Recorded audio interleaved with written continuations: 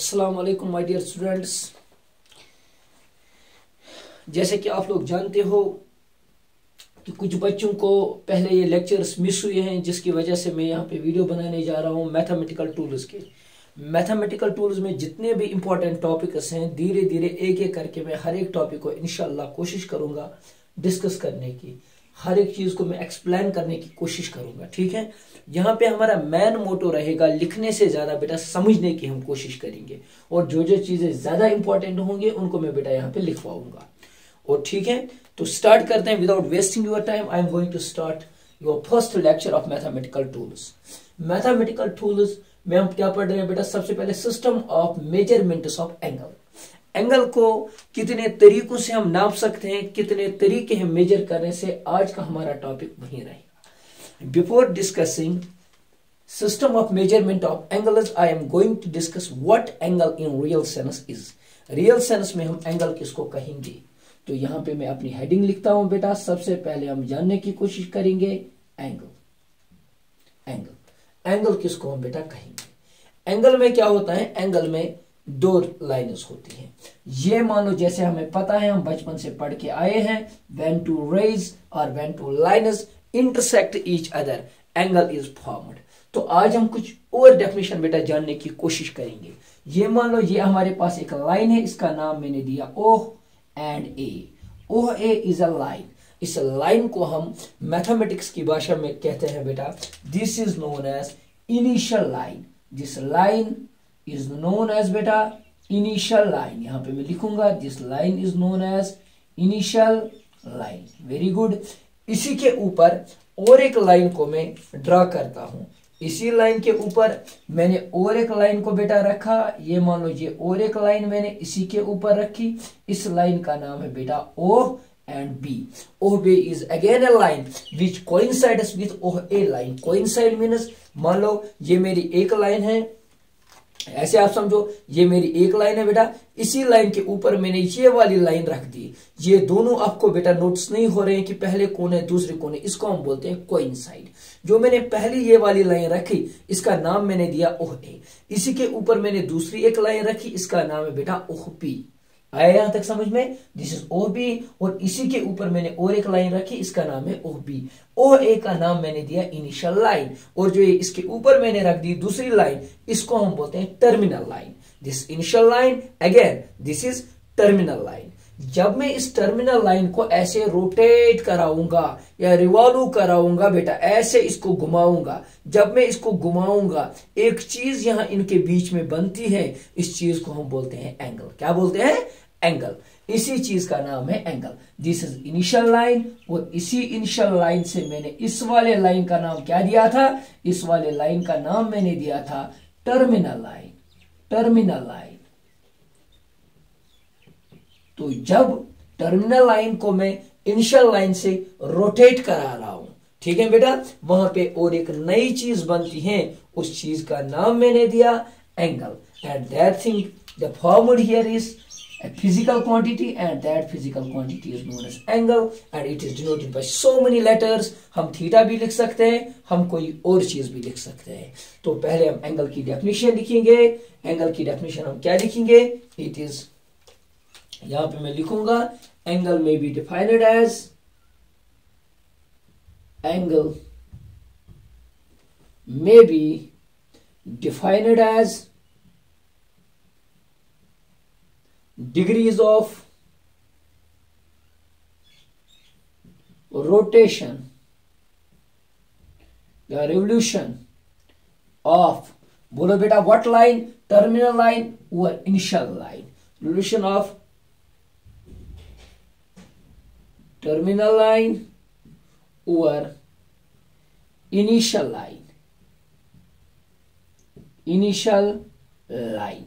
यहां पे जो चीज बन रही है उस चीज का नाम मैंने दिया एंगल। यहां तक होप आप लोगों को समझ में आया होगा।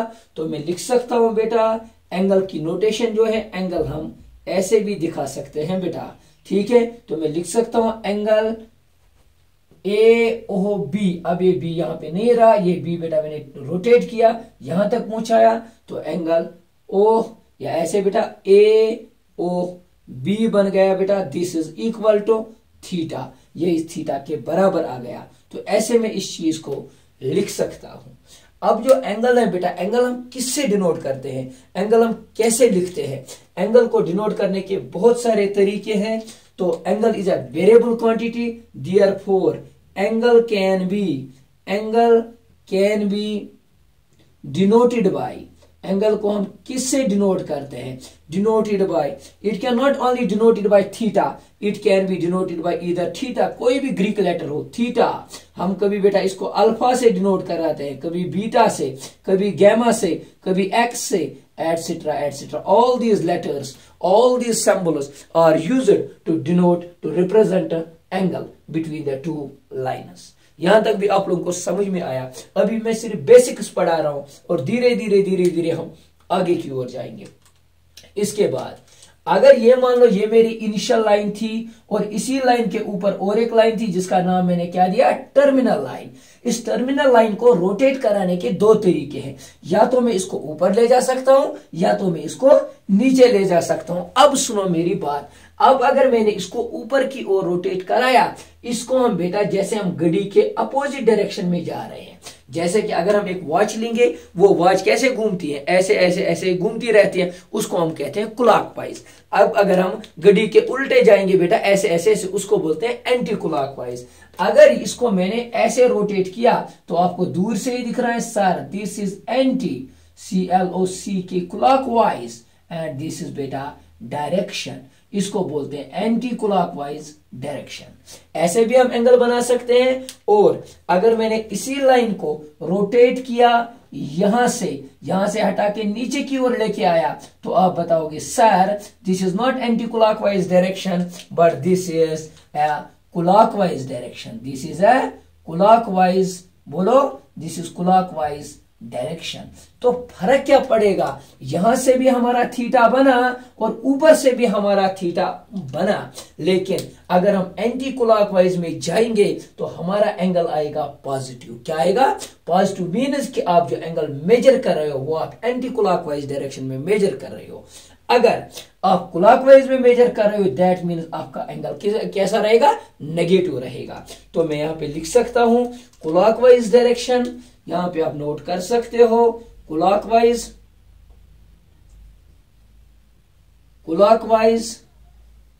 एंगल इज टेकन एज, बोलो क्लॉकवाइज क्या आएगा? नेगेटिव। बहुत अच्छा, नेगेटिव। एंड एंटी क्लॉकवाइज बोलो, and anticlockwise anticlockwise हम क्या लेंगे? Always and always positive. अब मैं अगर आपको छोटी छोटी कुछ बातें बता दूंगा तो मैं बताऊंगा मुझे ड्रा करके दो एक angle, let us call that angle theta equal to +30 degree. तो आपको इससे क्या समझ में आना चाहिए? आपको यह समझ में आना चाहिए मुझे एंगल कितने डिग्री बनाना है? 30। लेकिन अगर मैं इसको अपनी इनिशियल लाइन OA को मान लूं तो मुझे कहां से 30 डिग्री नापना है? ऊपर से या नीचे से?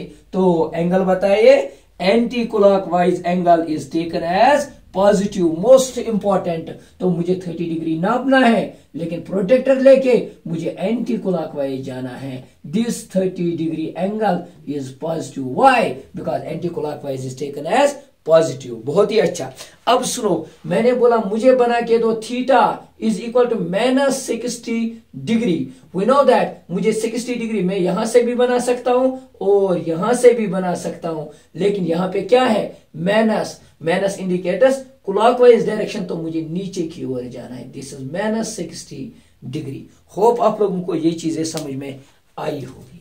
तो this was all about angle के बारे में फिर से एक बार, जब हम टर्मिनल लाइन को बेटा इनिशियल लाइन से रोटेट कराते हैं तो एंगल बनता है। एंगल को हम डिनोट किसी भी चीज से कर सकते हैं, थीटा से भी, अल्फा से भी, बीटा से भी, गैमा से भी, किसी चीज से भी। या अगर हम एंगल को एंटी क्लॉकवाइज लेंगे तो पॉजिटिव लेंगे, क्लॉकवाइज लेंगे तो नेगेटिव लेंगे। होप आप लोगों को यहां तक समझ में आया होगा। तो इसको मैं रब कर देता हूं।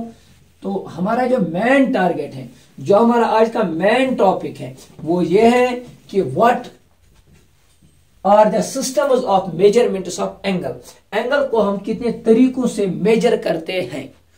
तो इसको समझाने से पहले मैं आपको यह बताऊंगा, जो हमारी फिजिक्स थी, जो हमारी मैथमेटिक्स थी, जो हमारी डे टू डे लाइफ थी, हम फिजिक्स, बायोलॉजी, केमिस्ट्री में वही सारी चीजें पढ़ते हैं जो हमारी डे टू डे लाइफ के साथ रिलेट होती है। तो हमारा जो प्रैक्टिकल एंगल था, जो हमारे रोज बरोज डे टू डे लाइफ में जो हमें काम में आता था, वो मिल रहा था एक एंगल, उसको हम बोलते थे राइट एंगल। मकान को ऐसे बनाते हैं बेटा यहां से, तो ये बनता था 90 डिग्री एंगल। दरख्त लगाते थे, कोई भी चीज यहां पे बेटा लगा देते थे हम, तो वो क्या जमीन के साथ कितने डिग्री एंगल बनाता था? 90 डिग्री एंगल। तो ये जब हम भी चलते हैं कोई भी चीज, हम ऑलवेज उसको रखते हैं 90 डिग्री एंगल से। तो जो कॉमनली यूज्ड एंगल हमें देखा गया डे टू डे लाइफ में, वो देखा गया राइट एंगल। अब सारे मैंने आपको जब पढ़ाया था यूनिट्स एंड मेजरमेंट्स, वहां पे मैंने बताया था जब पहले दुनिया वजूद में आई, नेचर में जब बहुत सारी क्वांटिटीज आई, तो हर एक मुल्क, हर एक देश अपने अपने तरीकों से उनको नापता था। तो सिमिलरली जो ये राइट एंगल आया, तो हर एक राइट एंगल किसको कहा गया? जब इनिशियल लाइन मान लो ये है बेटा, और इसके परपेंडिकुलर, इसके राइट में बिल्कुल ऐसे जब इसकी टर्मिनल लाइन होती है, तो इसके बीच में जो एंगल बना, इसको उन्होंने नाम दिया बेटा राइट एंगल। इसका नाम पड़ा राइट एंगल, यानी कि this is right position of any object, right angle. तो राइट एंगल को हर एक देश लगा, हर एक मुल्क लगा अपने अपने तरीके से बेटा इसको नापने के लिए, क्योंकि तब तक ऐसा सिस्टम वजूद में नहीं आया था, ये बहुत पहले की बात है। तो सबसे पहले सिस्टम जो वजूद में आया, यहां पे लिखा है बेटा 3 सिस्टम्स में इस राइट एंगल को मेजर किया गया, 3 सिस्टम्स में। जो पहला सिस्टम वजूद में आया उसका नाम है सेक्सागेसिमल सिस्टम। ये जो सेक्सागेसिमल सिस्टम है, इसका दूसरा नाम है बेटा ब्रिटिश सिस्टम। यहां पे लिखा है इंग्लिश सिस्टम, या इसको और एक नाम भी हम बोलते हैं बेटा, इसका नाम है ब्रिटिश सिस्टम। ये 3 नाम से हम इसको जानते हैं, सेक्सागेसिमल सिस्टम। ठीक है, सेक्सागेसिमल सिस्टम ब्रिटिश वालों ने इंट्रोड्यूस किया। जब ब्रिटिश वालों ने सेक्सागेसिमल सिस्टम को इंट्रोड्यूस किया, इन्होंने बोला yes it is this angle is known as right angle. यहां पे एक लाइन, यहां पे दूसरी लाइन, इसको मान लो OA एंड इसको मान लो OB, जो इन दोनों के बीच में एंगल बना, इस एंगल का नाम दिया गया राइट एंगल। इन्होंने बोला we have no doubt at all this angle is known as right angle. लेकिन इन्होंने क्या किया? इन्होंने इस राइट एंगल को 90 टुकड़ों में डिवाइड किया, 90 सेगमेंट्स में डिवाइड किया, 90 हिस्सों में बांट दिया। तो उन्होंने यहां पे किया एक टुकड़ा और दूसरा टुकड़ा, फिर तीसरा टुकड़ा, फिर चौथा टुकड़ा, ऐसे करते करते करते करते इन्होंने इन 2 लाइन्स के बीच में कितने टुकड़े किए? 90 टुकड़े किए। और एक टुकड़े को इन्होंने बोला बेटा DEGREE। What does this mean? This mean is degree. तो इन्होंने अगर इस एंगल को, इस एंगल का नाम दिया गया बेटा व्हाट एंगल? Right angle. तो इस राइट एंगल को कितने टुकड़े किए बेटा? इन्होंने 90 टुकड़े किए। तो इन्होंने बोला 1 right angle is equal to बेटा 90 पार्ट्स, क्योंकि इसके 90 पार्ट्स किए गए, लेकिन एक पार्ट का नाम क्या रखा गया? डिग्री। तो इन्होंने बोला it is equal to 90 degree. तो ये सिस्टम जो सबसे पहले बनाया, ये बनाया, इसको बोलते हैं सेक्सागेसिमल सिस्टम, और इसको बोलते हैं इंग्लिश सिस्टम या बोलते हैं ब्रिटिश सिस्टम। तो सबसे पहले हम इस सिस्टम को एक्सप्लेन यहां पे करते हैं। तो मैं लिख सकता हूं इन सेक्सागेसिमल सिस्टम और ब्रिटिश सिस्टम 1 राइट एंगल, यहां पे देखो बेटा 1 राइट एंगल, जो एक राइट एंगल होता है, this is equal to 90 degrees. एक राइट एंगल को कितने हिस्सों में इन्होंने डिवाइड किया? 90 पार्ट्स में, और एक पार्ट का नाम रखा गया डिग्री। तो this is equal to 90 degree.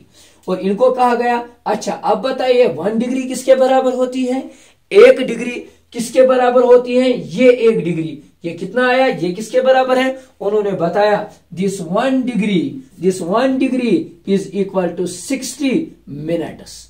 1 degree 60 minutes के बराबर होती है। 1 degree is equal to 60 minutes. Hope ये भी आपको समझ में आया। फिर कहा गया अब बताओ 1 मिनट किसके बराबर है? उन्होंने बोला 1 minute is equal to 60 seconds.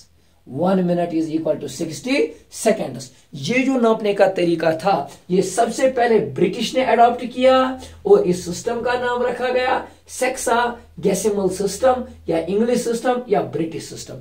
Hope आप लोगों को समझ में आया होगा। तो दूसरा सिस्टम जो इन्होंने निकाला, क्योंकि ब्रिटिश वालों की और जो फ्रेंच वाले, जो फ्रांस वाले थे, उनको आपस में नहीं बनती थी। वो एक सिस्टम अडॉप्ट करते थे, उन्होंने एफपीएस सिस्टम बनाया, इन्होंने सीजीएस सिस्टम बनाया, तो ये एक दूसरे के साथ मैच नहीं करते थे, ये एक दूसरे की बात नहीं मानते थे। तो ब्रिटिश वाले आए, उन्होंने बोला नहीं। फ्रेंच वाले जब आए, फ्रेंच वालों ने बोला जो ब्रिटिश वालों ने बात की हमें उसके साथ कुछ नहीं है, हम एक अपना अलग सिस्टम, अलग से एक सिस्टम अडॉप्ट करेंगे। उस सिस्टम का नाम रखा गया सेक्सागेसिमल सिस्टम या फ्रेंच सिस्टम। अब हम इस वाले सिस्टम को एक्सप्लेन करेंगे। ये सेंटीसेगिमल सिस्टम क्या हुआ। सेंटी को अगर आप देखोगे, centi minutes 100, centi minutes 100 and सेगिमल मीनस टुकड़े। इसी राइट एंगल को बेटा, इसी राइट एंगल को फ्रांस वालों ने 100 टुकड़े किए। कितने टुकड़े? ब्रिटिश वालों ने पहले कितने किए थे? 90। अब फ्रांस वालों ने कितने किए? 100। इसीलिए इसका नाम पड़ा सेंटीसेगिमल सिस्टम या फ्रेंच सिस्टम, इसीलिए क्योंकि ये फ्रांस ने अडॉप्ट किया था।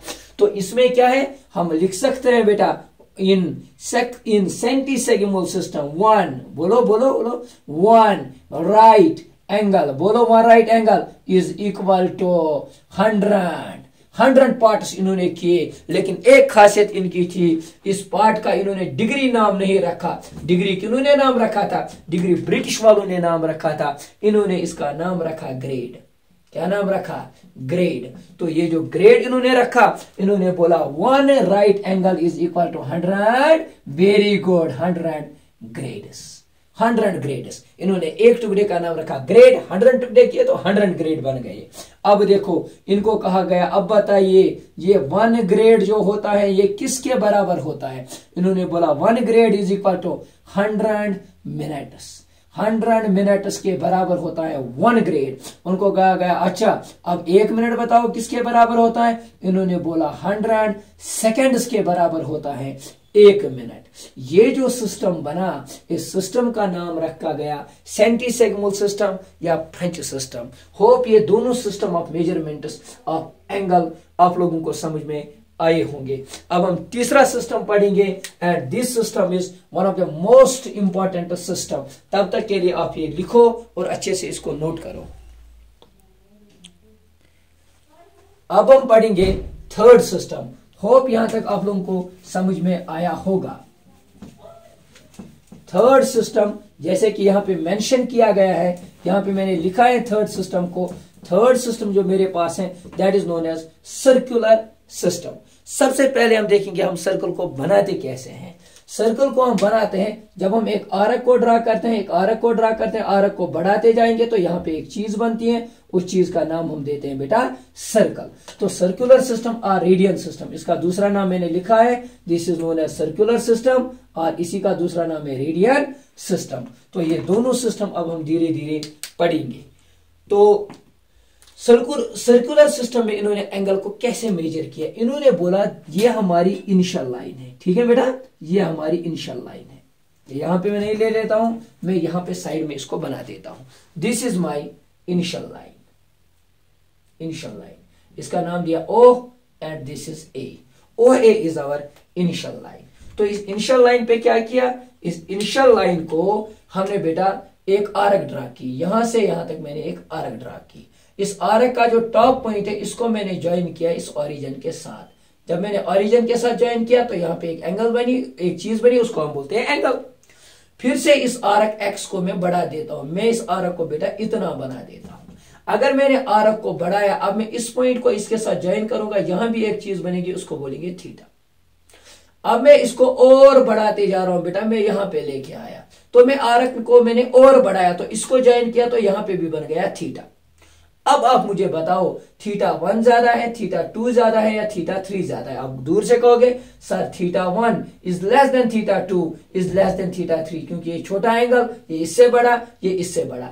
अगर ये एंगल बड़े बड़े बनते गए तो इससे क्या हुआ बेटा? मैं लिख सकता हूं theta is directly proportional to what? Arc. इसका मतलब ये हुआ जितना मैं आर्क को बढ़ाते गया उतना बेटा मेरा थीटा भी क्या हुआ, थीटा भी बढ़ते गए। तो अब इन्होंने कहा नहीं, अगर हम और एक चीज करेंगे, ये तो हो गया इसका आर्क का मसला। अब अगर हम किसी और पैरामीटर को चेंज करेंगे, क्या एंगल को इफेक्ट पड़ेगा? बिल्कुल पड़ेगा। सर कैसे? ये मान लो ये मेरी इनिशियल लाइन है, initial line O and A, यहां पे मैंने एक आर्क को ड्रा किया, इसको इसके साथ ज्वाइन कराया, यहां पे बना थीटा। ठीक है, ये हमने अभी देखा। अब मैंने इस रेडियस को और इंक्रीज किया, यहां तक लेके आया मैं रेडियस को। अब आर्क को इतना ही रखो और इसको इसके साथ ज्वाइन करो, तो थीटा क्या हुआ, चेंज हुआ। मैं इस रेडियस को और बढ़ा देता हूं, this is R2 and now this becomes R3। इसको इतना ही आर्क कर दो, इसको अब इसके साथ ज्वाइन करो, थीटा और घट जाएगा। इसका मतलब यह हुआ, इस चीज से मुझे यह समझ में आया, जितना मैं इस रेडियस को बढ़ाते गया ये थीटा धीरे धीरे क्या हुआ, कम हुआ। तो मैं यहां पे लिख सकता हूं बेटा दूसरी equation, theta is inversely proportional to radius of the circle. जितना हम रेडियस को बढ़ाएंगे उतना एंगल कम होगा। Call this equation number first, call this equation number second. तो मैं इससे ये लिख सकता हूं बेटा, ऑन कंबाइनिंग बोलो इक्वेशन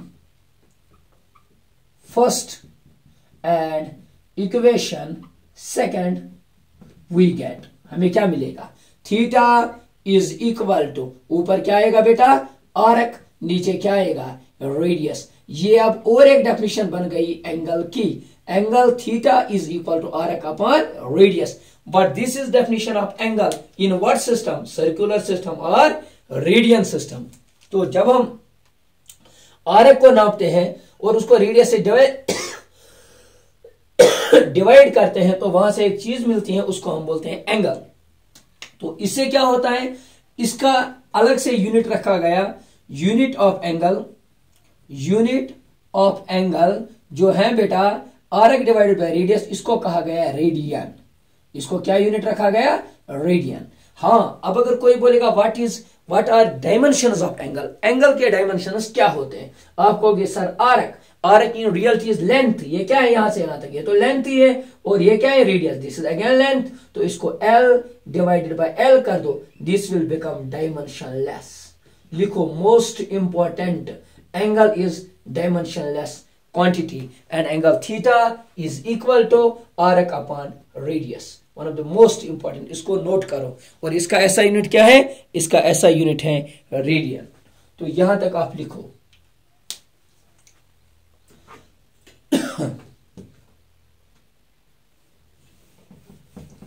तो बाकी जितनी भी चीजें मैंने आज बताई, ये मेरा लेक्चर नंबर फर्स्ट था।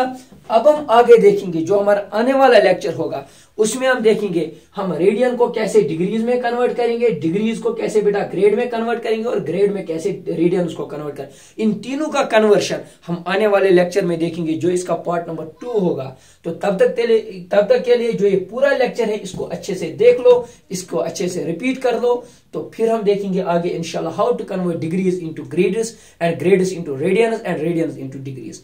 Thank you, have a nice day.